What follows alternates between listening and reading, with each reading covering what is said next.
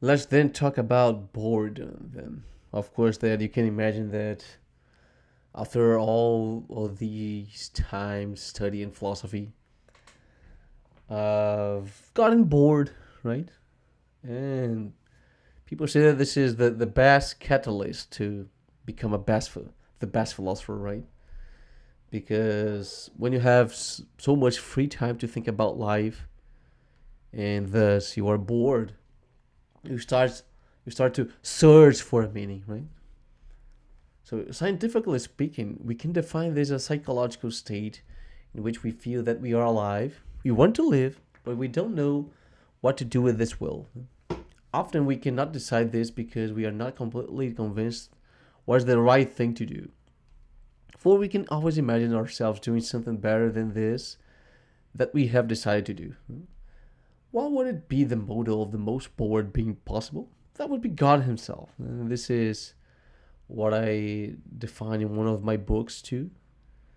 One of the intrinsic properties of God would be to be bored, right? Because He doesn't need anything more. Huh? Who cannot decide what is good to do to improve His existence and or to cause any pleasure to Him? Because according to the medieval definition, at least, and of course we don't care about what religion has made a definition. We are dealing with the concept of the thing that exists by definition. We call this God, but you can call it whatever you want. The God, he doesn't need any further improvements. He's perfect. He's supposed to be perfect and not in need of anything whatsoever. So we can assume that a human being who authentically says that he or she is bored is someone close to be a God. So, am I calling myself a God? Either way, how could a father be bored when he has to feed his children and he doesn't have enough money to do so? How could a teacher be bored when he or she knows that there are practically innumerable young people to be educated? And how could an athlete be bored knowing that he or she has a lot of medals to earn? How could a scientist be bored while he or she is still unsatisfied with the answers which have been achieved? So this is particularly interesting, because by definition, the activity of a scientist is never ending, right? All these human problems should avoid us to be bored because they don't have an end. Since human life doesn't have a proper and ultimate meaning. However, because of this very reason, we convince ourselves that doing all these things doesn't seem to be a smart move because it has no end. Well, of course, that as a philosopher, I don't like to say this, that the humans don't have a proper and ultimate meaning. And I'll publish a paper about this and how to deal with these paradoxical notions and how can we be satisfied and not asking questions anymore. According to Lawrence Svensson in his A Philosophy of Boredom, human beings are addicted to meaning. Our lives must have some sort of content. We cannot bear to live our lives without some sort of content that we can see as constituting a meaning. Meaningless is boring, right? We know this since the deduction of the cogito, originally from Saint Augustine, but normally attributed to René Descartes, that says that even in front of the worst hopelessness of the question, what if you be deceived?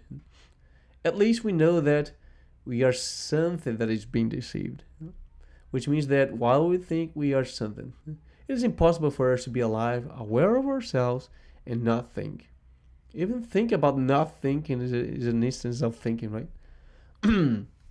Therefore, we are addicted to meaning, to think about anything whatsoever, and with time, we have gotten more sophisticated and we don't worry mainly about survival issues anymore. But with the problems concerning art, entertainment, justice, honor, taste, beauty, and argumentative consistency, right? All these things have been created to substitute our previous concerns. Svensson's completes boredom can be understood as a discomfort which communicates that the need for meaning is not being satisfied. In order to remove this discomfort, we attack the symptoms rather than the disease itself, in search for all sorts of meanings, surrogates. So boredom is not just a matter of having nothing to do, which is physically impossible since we are always doing something, voluntarily or not, but seeing meaning in doing something. For meaning, we mean something that appears to be useful, but useful for whom? For ourselves? For the others? For the past, present, or future? Is it even pleasant to be useful?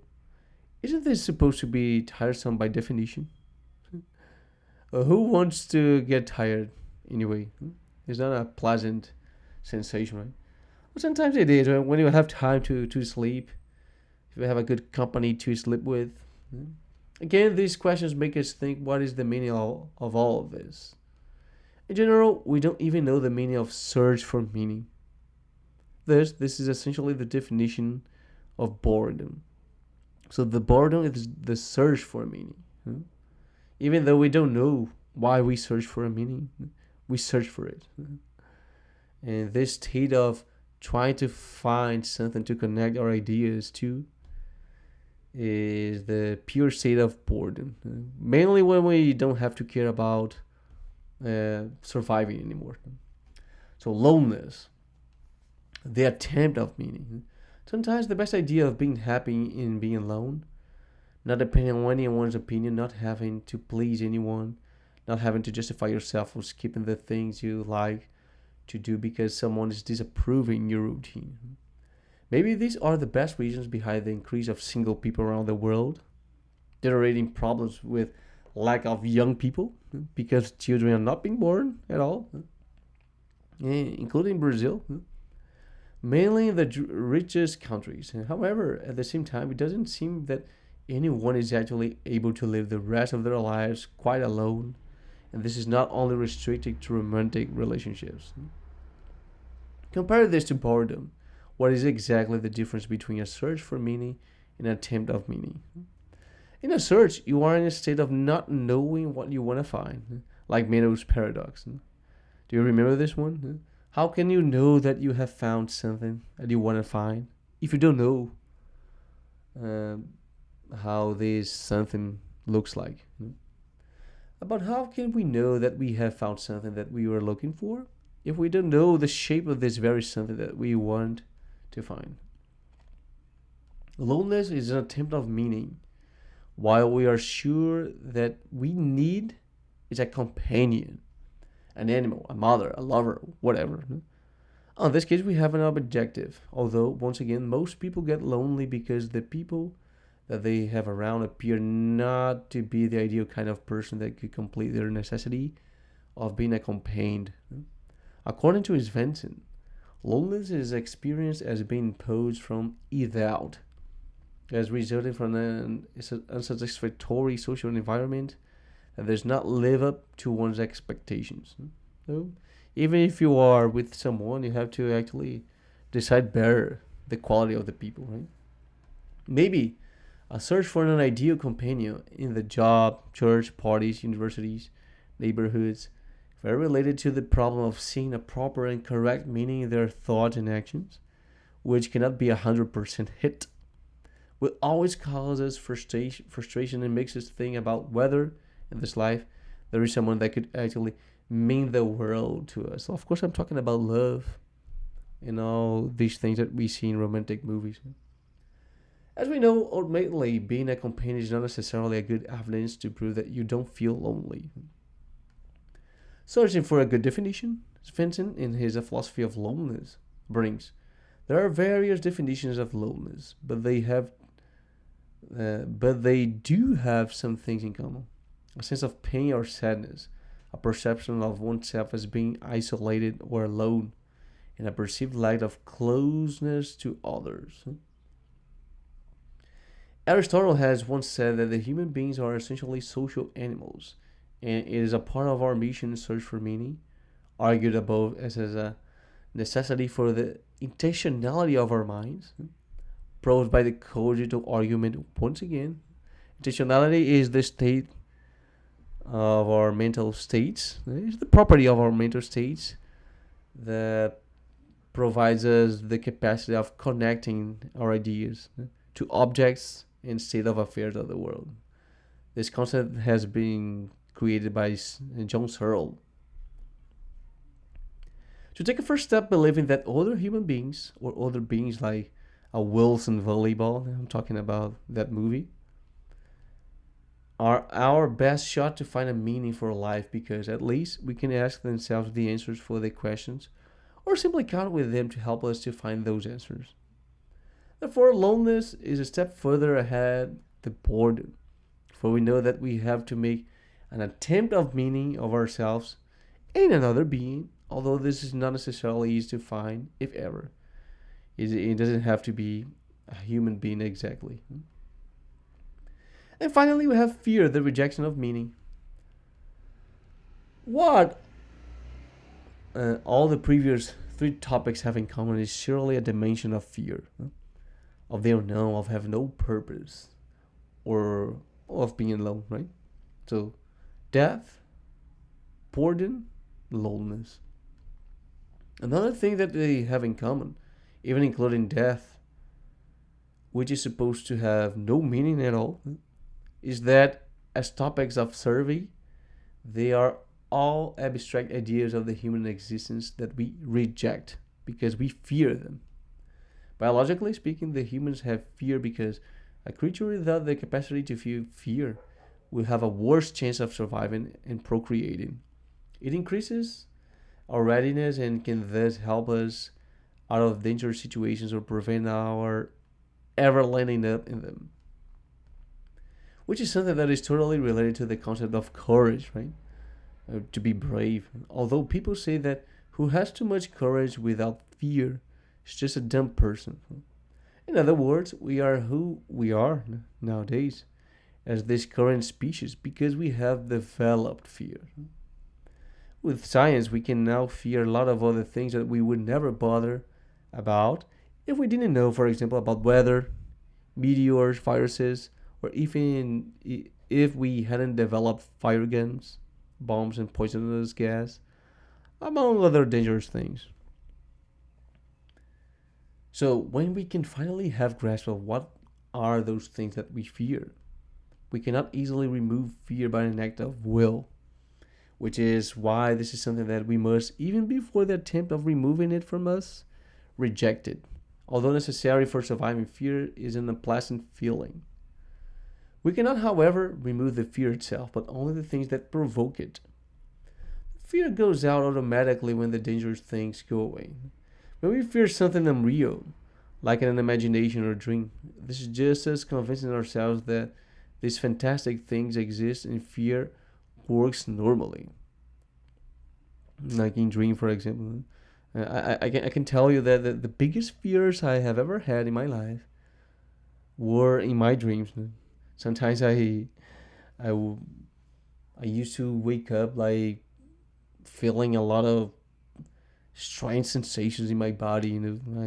Sometimes I couldn't even feel my own body because in the dreams, and this is something that I say in another book of mine, dreaming is our state of rest. So since we cannot stop thinking because of the cogito, I think therefore I am. So I cannot be a human being without thinking. This is not a. We can say that. Actually, we discussed this in this paper. No? People say that people in the vegetative state are alive, but do you think so? Do you think that someone who cannot think is actually alive? So, what would avoid you to say that this stone is alive? Just because you don't have enough evidence to prove that it is thinking, or using logic. So, you have to think about things that you cannot control, and you can believe in a lot of strange things when you are dreaming. So that's why these were the biggest fears of my life, because I was thinking about like demons, spirits, and a lot of dangerous situations, and I could not doubt these things while I was dreaming.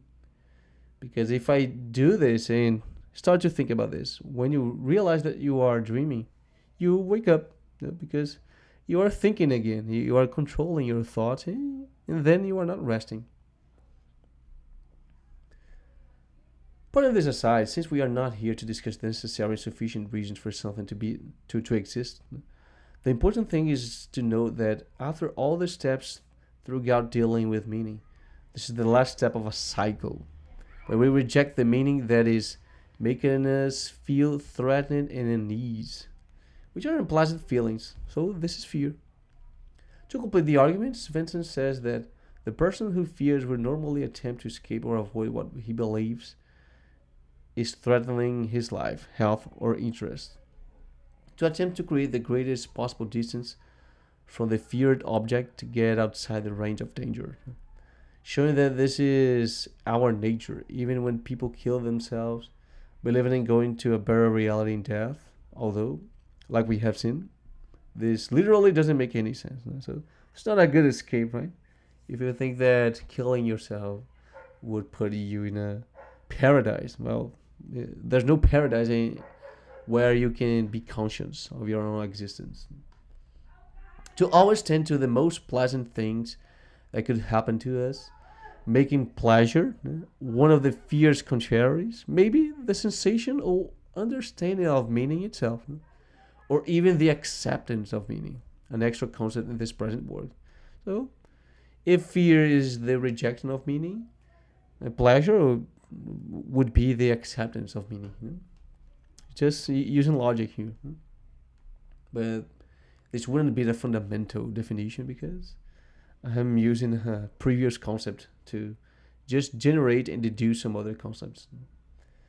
After having answered the question 1 of the introduction with the definitions of the 4 existing issues, it is now evident that the thing that connects them is meaning. Answering the question 2. So take a look. This is very interesting. I'm not using any particular concept to define all these very sensitive topics. I'm just defining them in function of meaning. The concept of meaning, our capacity to describe and create things linguistically. So, could you believe that death could be answered by this? And can you give me a better definition of death without using any other concept that I can doubt? No. I can doubt about everything you say, no?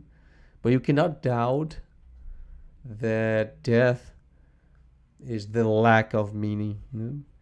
Because I am using the ultimate concepts to define something, which is the meaning itself. To answer the question 3, we can argue that these 4, in this particular order, reveal a crescent way of dealing with meaning, from its non-existence, through its search, its first object of interest, and finally, its rejection, and thus rebooting the cycle. So can you see? You are dead.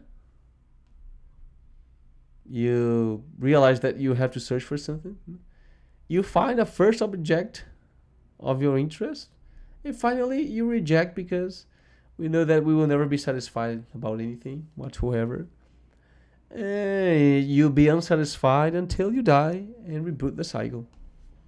Would it be a good evidence to prove that life is, as numerous cultures and religions say, an eternal cyclical adventure? So the conclusion is, for those who thought that this paper could be any kind of self-help text, they are now very disappointed, we suppose.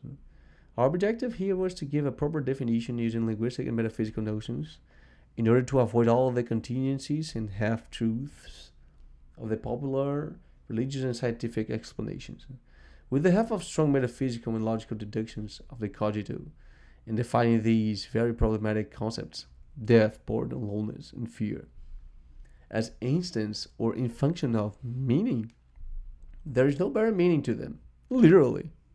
This is also a good evidence that everything in this world could and should be defined with and as linguistic concepts, if definition is indeed what we want for them. So there's no better way to define things than using the concept itself.